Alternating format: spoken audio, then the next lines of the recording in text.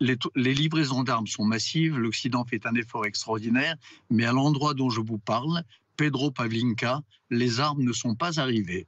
J'ai vu des arsenaux avec des vieilles Kalachnikov qui parfois datent d'avant la Seconde Guerre mondiale, qui sont des armes qui datent des années 30 et qui, si l'offensive se déclenche, ne sont pas de taille. Alors après, depuis quelques heures, il y a des renforts ukrainiens qui arrivent. Sur la route qui va d'Ukraine à cette région de Zaporizhzhia, il y a des convois très, très nombreux qui se pressent sur le front. Mais pour l'instant, les armes ne sont pas là. Il y a beaucoup de morts. Les hommes creusent des tranchées, parfois à main nue.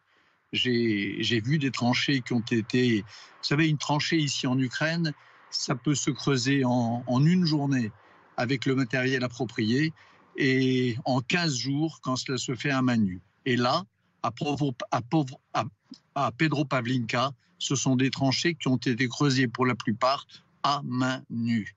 Encore une fois, avec une détermination incroyable de la part de ces hommes et parfois de ces femmes d'ailleurs.